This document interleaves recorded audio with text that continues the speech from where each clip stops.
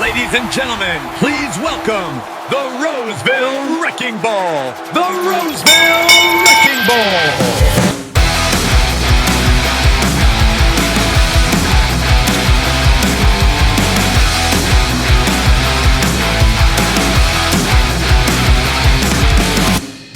Joshua Shrum.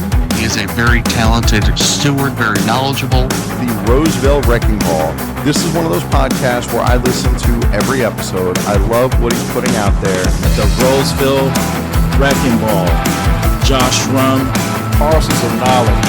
Does a fantastic job with that podcast. The Roseville Wrecking Ball. He is an Article 8 scholar, and thank God. We need Article 8 scholars right now. Tune into the Parcels of Knowledge podcast while you're on the route. That's the mailman's playbook, brother. Good morning and welcome back to Parcels of Knowledge, the podcast dedicated to delivering knowledge to the city letter carrier with your host, the Roseville Wrecking Ball. Today we have a Saturday episode. Looks like we had a few interviews this week already, but here's the anticipated episode where people submit questions. And if you don't mind, would you like to introduce yourself? My name is Elliot Simmons. I'm from Bismarck, North Dakota, and I am running for NBA of Region 7. All right. So we got a little bit of questions, but I'm kind of relieved, and I'm sure you are, that it's not going to be a 2-hour episode. It's not too many questions. Let's see. We'll just start from the top without any particular order. Elliot Simmons, Region 7 Conference in 2025. You're standing at the floor microphone face-to-face with Brian Renfro. The room is intense, and it's over the tentative agreement, and Renfro tries to dismiss your question. But you stand your ground, lean straight into the mic, and say, "Do we have to drag you out?" When you uttered these 6 words into the microphone, did you realize it was going to become a viral thing for the concerned letter carrier slate? And I don't know if is that true? Did you do that? So I didn't know it was going to go viral. Someone told me that they were going to record the whole thing after I told them that I was going to address the issue of him stabbing us in the back. And I didn't know the CLC was going to jump on it. Obviously, I was approached afterwards by Rob Cozier, and he said, "Hey, just so you know, James Henry and Corey has this." And I was like, "Oh, damn." They know what happened. And then I was featured on My Drop Mondays, Next Gen, and Corey's podcast. Hey, you missed out on the opportunity to make a shirt that says that, man. Yeah, I mean, afterwards, someone said, "You threatened him." I'm like, "I didn't threaten him. You said you're going to drag him out." I was like, "Not really." So you're the reason why he hired those bodyguards. Yeah, that might be. All right, so what can you tell us about the Mantino pentology, and how did 5 grievances in small town Illinois shape your philosophy on file building? So it wasn't 5 grievances. So far, they've had 5 grievances go to arbitration. Okay. It's actually 200 grievances. Yeah. Wow. Yeah. They've had over 20 already been pre-arbed. And I just got notified that I have another, I think, 4 grievances for the end of August and beginning of September. It's the same stuff over and over again. The biggest thing that I learned was you have to include the history in your files, because then the advocates at the highest level can introduce it and say, "Hey, well, why did you include this grievance?" And I can say, "Oh, I included it because of XYZ." And it really did shine a light for me, because I didn't realize how important it was when I did that until that moment. So everyone out there who's putting grievances together, include the history. Show how your escalations went from 50% to 75 to 193%. Show all that in every one of your files. That way an arbitrator can actually all put it on their desk and see what has been happening in your installation.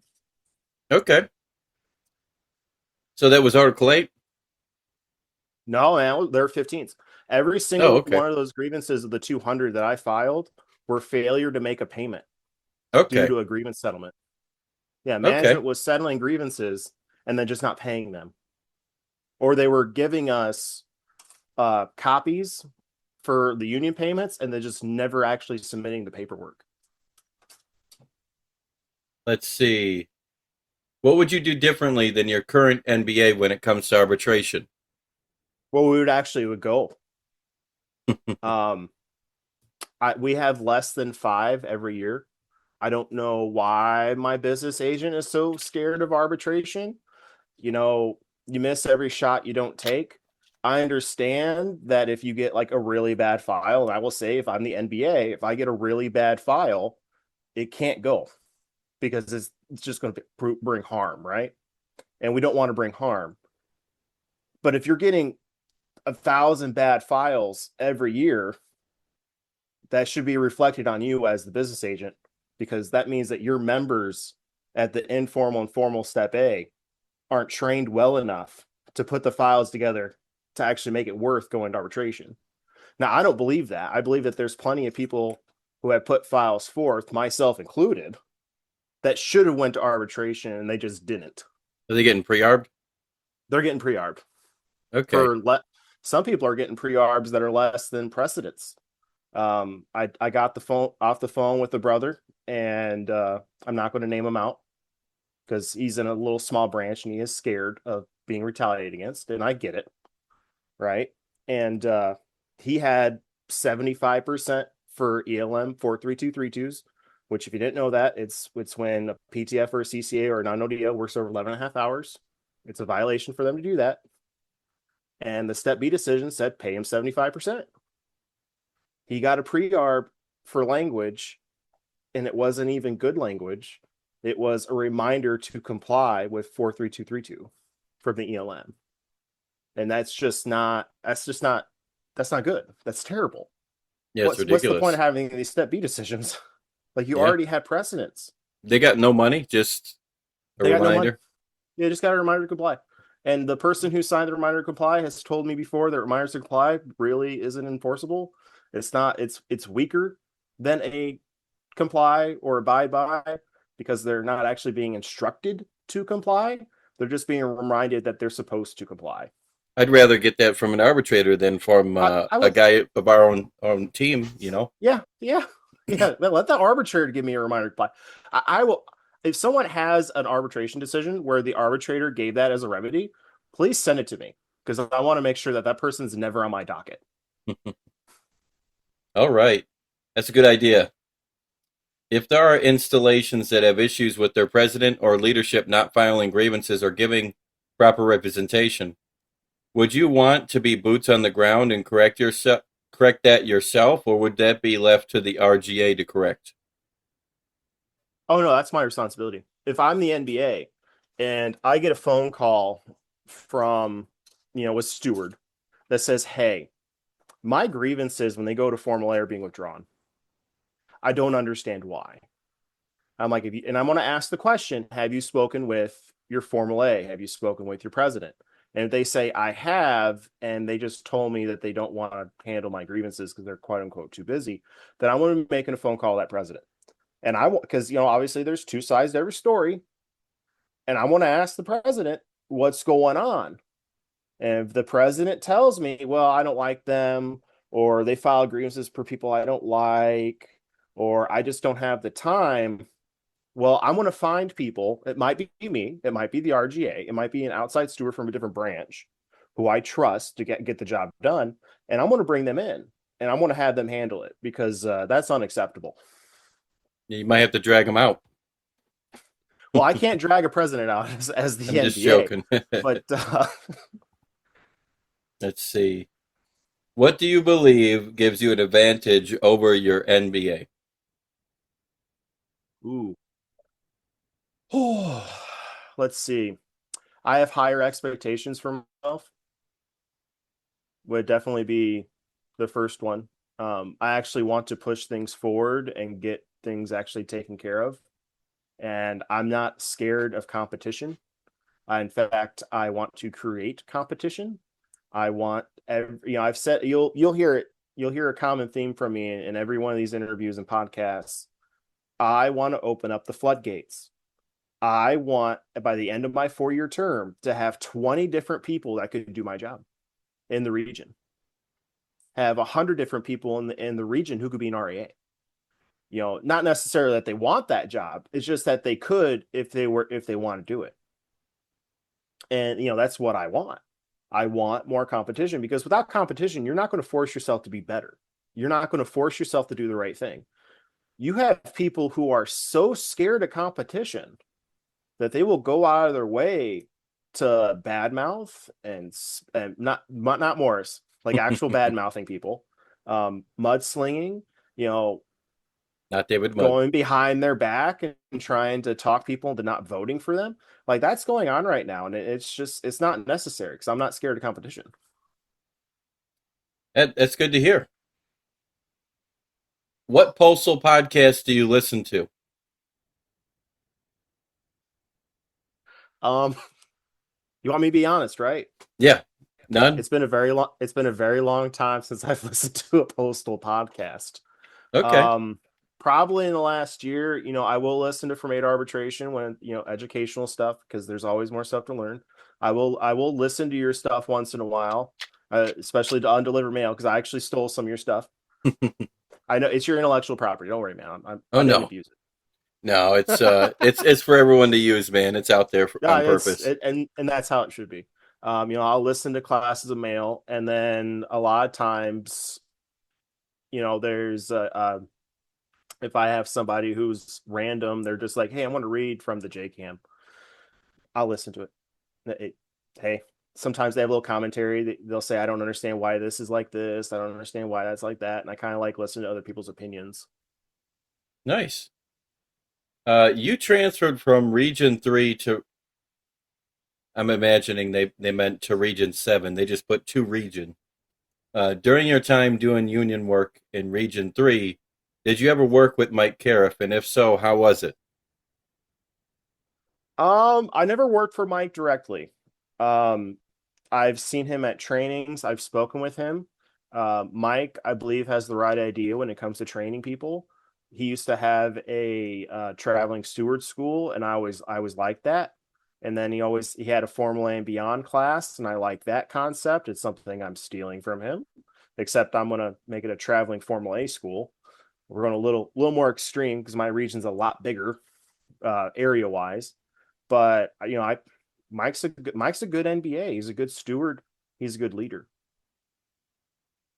If you're elected Region 7 business agent and Cariff is elected NALC president, would you be able to work with him? Why or why not? Well, yeah, I can work with anybody as long as they care about the city letter carrier. That's pretty easy. All right. It's been widely stated. Sorry. No, you're good. It's been widely stated that candidates running on the CL slate are required to contribute $10,000 to be part of the slate. Would you be required, or were you required to pay $10,000? Why or why not? So I do need to provide $10,000, and it's for the mailer specifically. So if you didn't know, because we have Zoom meetings about it where we talk about the cost of the mailer, the typical mailer is about $300,000. That includes printing, packaging, and postage. And, when you have 30 some people all going for the same, that are going to be on the mailer, it's going to affect them. The expectation of paying the $10,000 is there, and I will be paying it. All right. Well, let me know when you get those let's drag them out pins. Let's see. Hey, I'll have pins that say elect Elliot Simmons for Region 7 NBA. I should probably get drag them out stuff too. But I don't want people to think I'm violent. I'm just very passionate about the city letter carrier. Yeah, it's true. I think I went a little bit too far with my shirts that say giving management the elbow of education. I'll be next to be on JSOV or whatever, EP. Anyway, long before you transferred to branch 957 in December of 23, you were logging into a specific Discord server built for letter carrier union activists. How does a rank and file Discord server lead to a marriage, a mutual transfer, and a campaign for Region 7 NBA? Oh my. So, if anybody out there doesn't know, I met her name's Mishy on the Discord, but her real name's Michelle. I met Michelle through the Discord, and the Discord is for maid arbitration, and we're all kind of working on stuff. And you have two consenting adults. One thing tends to lead to another. We're both very passionate about carriers. And she's told me a million times that's what's attracted her to me. She's like, "You're so passionate. I just love it." I'm like, oh, thank you. I took that as a really big compliment. And then, things kind of evolved. And I said, well, I love this woman. I want to marry this woman. I'm going to have to transfer. And that's how it happened. And so I transferred up to North Dakota from Illinois. And the way it turned into me running for NBA. So I noticed as soon as I got up here, there's no Formal A training. They have one regional training a year, and it's centered in Minneapolis, St. Paul. And we get really bad pre-arb decisions. I addressed it. And you make the phone call and say, hey, I kind of want to do a traveling steward school. I wanted to do it. Well, Elliot, we don't do that here. I'm like, okay, well, I want to do it. I just need materials, right, to actually do the trainings. Well, we don't do that. You have to contact the state association. So I contacted the state association. They said, hey, we don't have money. And, North Dakota is a fairly small state. We have less than 700 active carriers. We realistically do not have the money to do what I want to do. And I was like, well, that ain't right. So, you start talking to people, and I had always this stuff in the back of my head. I'm like, man, I talked to Michelle, who was the president at the time for branch, and she never received any kind of Formal A training. I talked to a former branch president named Scott, and he said, well, we kind of just taught ourselves how to do Formal A's. And then you start talking I talked to a brother in Rochester, and he said, well, I had to teach myself. And I talked to these guys in Milwaukee. Well, we taught ourselves. And I said, well, maybe that needs to be fixed. So turned another phone call. Like, hey, any way we could do a Formal A training? We don't have money for it. We can't host that training. We don't have money for it. I'm like, you do one training a year. Why don't you change the training? We're not doing it. Oh, okay. And then you start talking to these guys, and not at the NBA level, but at the local level, the rank and file, the people who are actually doing the work. The most important part of the work. And the Formal A is definitely the most important part of the procedure. And they tell me, well, the regional training, it's the same 3 trainings every year. It's a beginning steward school, it's an intermediate steward school, and OWCP training. And I'm like, that's it? No specific stuff for Article 8, no specific stuff for Article 16, none of that? No, they never get into specifics. Because I think back to Region 3, when you go to the state convention, they have a training at the state convention, and they split all these topics up. Oh, you're lucky. Yeah, well, I don't know how it is over, because you're in Kim. Kim does SOS. We have beautiful trainings, but our state convention is all political. No education. It's all political. That's the problem. You got to get the education. When you get all these people brought together, you got to get that education there somehow. Right? It's sorry to interrupt. Oh, you're good. You're good. The thing is, like, the point is, when you get all these people together, let's teach people things, right? And even at my state convention, they we're a real small state association, but we still had like a very basic training where we went over, some things about file building and stuff like that.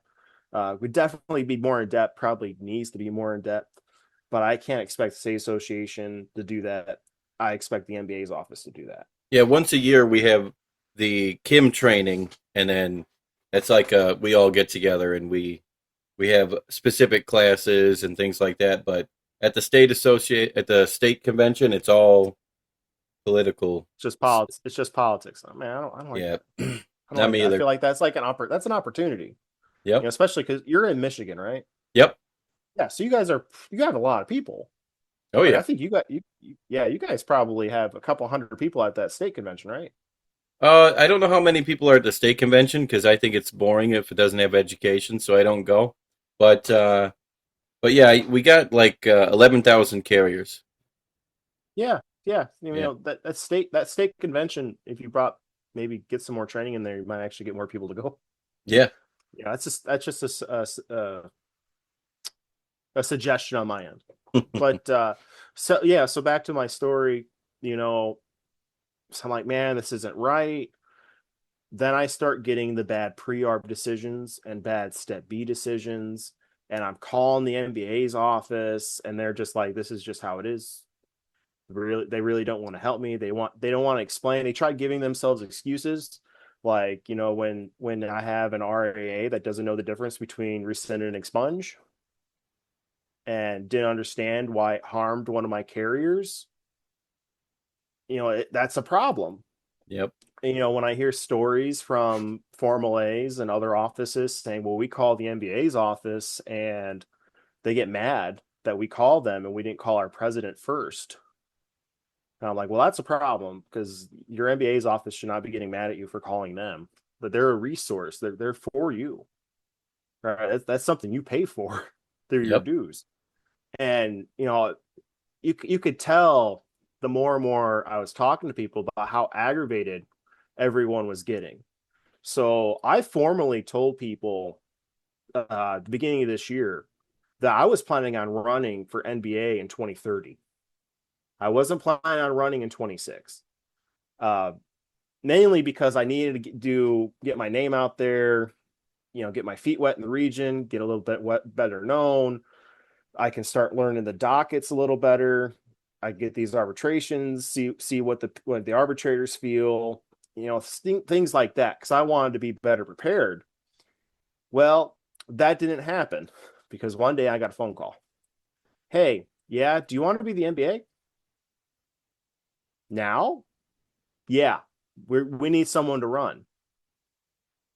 I'll run.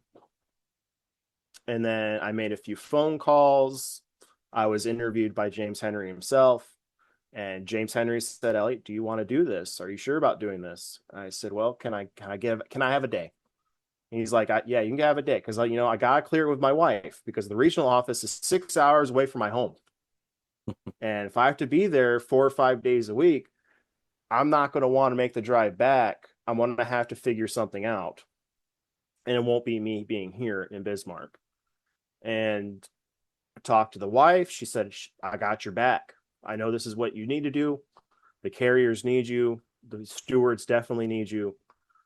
You got to run. God is telling you to run. I said, okay, I'm running and I want to win. So I made the phone call, said, I'm in. Happy to have you, Elliot. All right. And that's how we got to where we are right now. Nice. That's crazy. It all started on Discord. Yeah, that's, I'm not really that religious, but, it's something. My life was really rough. I was at one point homeless and I got a job at the post office and it actually got me out of homelessness. I started making enough money I could afford to pay rent and actually take care of myself. And then it turned into like, hey, you want to go be a CCA? Because I was a rural carrier. And I said, sure, if it gets me more hours, sure, I want to work. I want to make money. I got to survive. And I got into a little office and they're like, hey, we have 3 people retiring out of the 4 regulars within a year. Do you want to be a steward?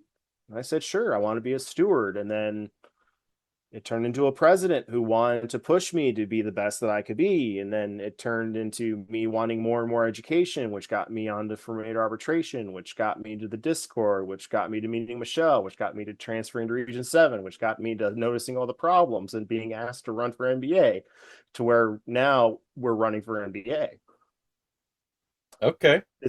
It's something, I thought about this last night. I actually kept me up because sometimes you think like, how did we get here? And that's what is it. I had a Makes sense. postmaster who's like, you obviously want more hours than what I can give you. And then I got pushed along. Let's see. Next question is, it has been said that Renfro, Barner, and Henry were not ready to serve in their respective positions because none of them had previously served as a business agent. What are your thoughts on that statement? I don't think you need any experience to be a business agent, if I'm being honest. Not at like in the office itself. So a business agent's job isn't as complicated as people really think it is. Your main responsibilities are appealing impasse step B decisions to arbitration, scheduling arbitrations, answering phone calls, and leading the region. That's very basic responsibilities, like what they're supposed to do. But anybody can learn how to do that if they're willing. The only advantage I have over probably the average rank and file is that I have taken the time to get to know a lot of people. And when I don't know the answer to a question, I know who does. And I will make that phone call because I know people who are really good at OWCP. I know people who are really good about, getting, Drax approved, stuff like that. Like I know the people. Has any of the training or experience you received in Region 3 helped you on your journey as a union representative? That it? Yeah, well, it says, if so, share a few examples. Oh, okay. So, so in Region 3, when I was first getting my feet wet as a steward, not even just not a formal A, just an informal A, they had the formal A and beyond training, and I was thrown right into it. My president said, "You're going to learn how to do this. They don't have an informal A school. They have a formal A school. You're going." And he was, honestly, one of the mentors. And my mentor is actually Ronnie Morgan, who I believe is going to announce that he's running for Region 3 NBA. And I did gain a good amount of experience from that, especially with research purposes, because I really didn't know how to do research. And Tony Hudson, who's an RAA in Region 3, showed me what Control F is and how to actually use your phone to find key words on PDFs. And I had no clue how to do that before I took this training.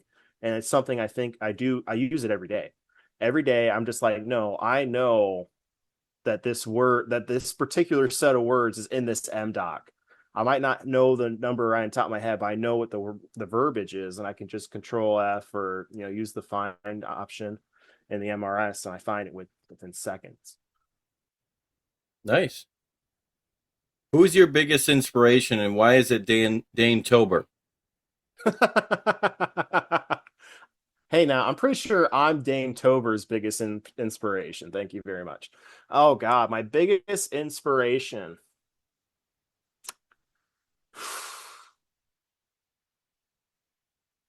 That's I'm gonna say, it's gonna sound really corny, but it's actually working class people.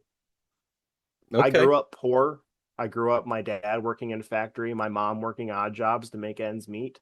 And I've seen how bad it can be, especially when that point in my time in my life when I was homeless. And I have a lot more respect for working class people than I do for people who don't. I've always said I have the backs of any person who's willing to shed blood or sweat and tears to make a living. I will not respect someone who's never had to do that. Okay. So yeah, I want to say working class people and city letter carriers. It's why I'm doing it. All right. So next question is, how does management allow you to record your podcast on the workroom floor? Well, I'm not physically on the workroom floor. I'm just joking. Well, I'm sure that. It's funny you brought up because I'm sure they're joking. Somebody send us an email asking, why is the post office paying you time on the clock to record? And I'm just like, Cole, you're not on the clock doing this, are you? He's like, no, I'm not on the clock doing this. I'm like, I'm not on the clock either. They really must think I'm up on the workroom floor. And ironically enough, I've had 2 people from management reach out and compliment me for the podcast, because they actually said, well, we learned stuff that we've always been mistold about, and now we know better. I'm like, well, good. Hopefully use those powers for good and not evil. My people listen, but not really to compliment. But yeah, it's let's see. You got two more, so we're almost done here. Almost there. Yeah, Elliot Simmons. You dropped. I don't even know if this is true, but I'm just gonna say it. You dropped a challenge series episode on your podcast, bringing your friend Greg to put through a real-time informal A meeting, picking apart an actual grievance file to see what evidence was missing.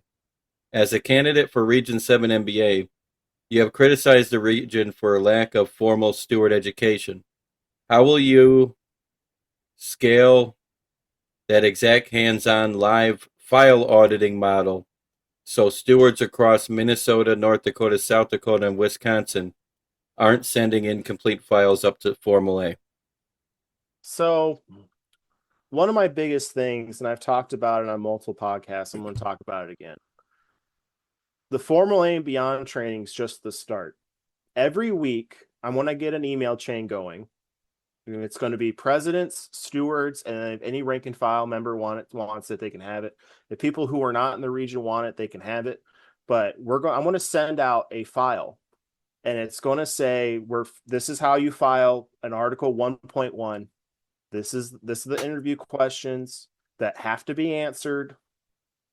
This is the arbitrations I want you to quote in your contentions. This is what I want. We're going to do that every single week. Until there's no more grievances that we could possibly think of to have filed, which, I mean, we'll get there eventually. Maybe. I mean, there's a lot there. ELM's a really big thing. But, all right. And another thing I'm not going to do, because I've heard from a couple of Formal A's that the regional office currently will get a bunch of impasses from Step B, and they want to stack up all the ones that are the same thing. So like you might have a dozen ELM 43232s, like I talked about before. They'll let them come in, and then they'll just let them stack up, and they get like 20 of them, and then they go settle them. When I get the first one, if it's bad, you're going to be getting a phone call to say, hey, you're missing some stuff. I need a copy of the ODL list. I need a copy of their clock rings. Like, I need this added. I'm going to have to withdraw this file because you did not prove the violation occurred. And I'm not going to wait for it to get 20. Because the brother who called me and told me about this, who had the 20, the first one that he filed was 6 months prior. And it's just like, wait a minute, that's ridiculous. Why did we wait to tell him, oh, by the way, you've been messing up this whole time, the last 6 months? That's just unexcusable. That's not going to happen anymore. At least not if I'm in. Good. I'm glad to hear that. What concrete steps will you take to hold management contractually accountable when they force carriers into dangerous conditions or falsify HIP training? Well, I mean, we're for sure going to take HIP training falsification grievances to arbitration. We're going to take more grievances into arbitration. I'm just going to flat out say it. Without going to arbitration, our grievances don't have any teeth, right? Because they argue, well, pre-arbs don't set precedent. And I say they do, because how our procedure is worked out. It's like everything above Step B should be setting precedent. Because, you can set precedent Formal A, but only if you establish it does. And Step B, it's automatic. Arbitration, it's automatic. Why wouldn't a step in between that be automatic? But we're going to start putting teeth on the grievance procedure. I said in a previous podcast, and somebody called me, they were all worried about it. I talked about clogging up the Step B system. Here's the deal. It's not going to be clogged up forever, for one. We will get it caught up. Management will do something. They will sit there and say, hey, there's 10,000 grievances at Step B in the Northland, Minnesota district. That's got to be taken care of. But here's the thing I need you guys to understand. They know at the informal and Formal A, and we know this by that little document, that little memo came out, that they don't have to settle at the lowest step anymore. that they can just keep sending it up. But we've noticed it for years. Well, now it's getting to Step B, and Step B is being told, now we can't prove this, but Step B is being told, don't settle, send it up. We'll get better language at pre-arb for the management than they will for the union. So just send it up. The union won't, when they start looking at these pre-arbs and say, well, they bear no teeth, it's because they're not afraid of going to arbitration. If they're afraid of going to arbitration, suddenly word's going to trickle down and say, hey, you guys got to try selling this stuff at informal. Every one of these grievances is going to arbitration. We can't have that. We can't afford that, and we can't have this precedence being set. So I just want people to understand the grievance procedure needs to be used to protect city letter carriers, and the intent of it is to sell the lowest step.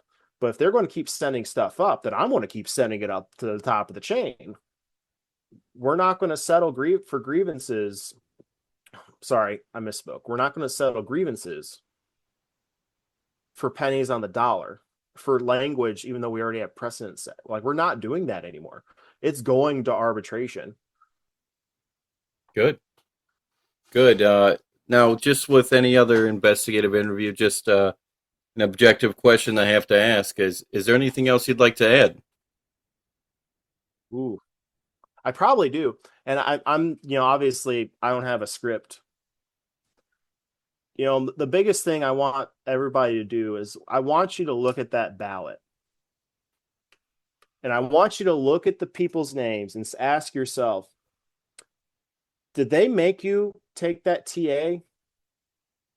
Or did they say that was wrong what Renfro did? I want you to ask yourself that question. I want you to look and say, hey, are we okay with the status quo? Are we okay with 1.3%? Are we okay with being treated badly on the workroom floor and the union not having our backs?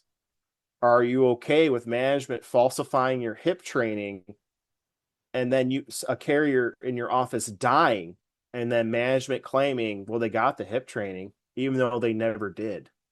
Are you okay with that? Because I'm not. If you want change, you have to vote for change. What did Einstein say about doing the same thing over again and expecting a different outcome? It's insane. The definition.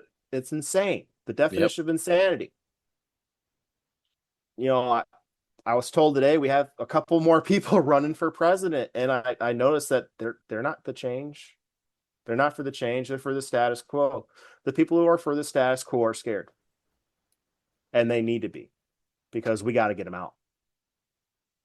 If they're not willing to do their jobs, if they're not willing to stand up for city letter carriers, if they are not willing to point out wrongs publicly, they got to go. Yep. All right. So you want to address who that is with those rumors about who's running for president? Well, I mean, allegedly, because I got a text message today, and obviously nominations aren't until, I believe, Wednesday. Yep. I want to say it's Wednesday. Lou Drass is out there handing out buttons saying vote for Lou Drass for president. You heard it here, guys. That's a little bit weird. It's weird. Yeah. If they want to split up the status quo slate, you go right ahead. Oh, it was good having you on today. Yeah, it was good to be on too. Look forward to working together in the future, and hopefully I'll see you in LA. Yeah, you'll see me in LA. I'll be there. Look for the guy that's got the button that says vote for Elliot Simmons, Region 7 NBA. Hopefully there's more than one. There's supposed to be a couple hundred. If these guys are getting educated, we will be in big trouble.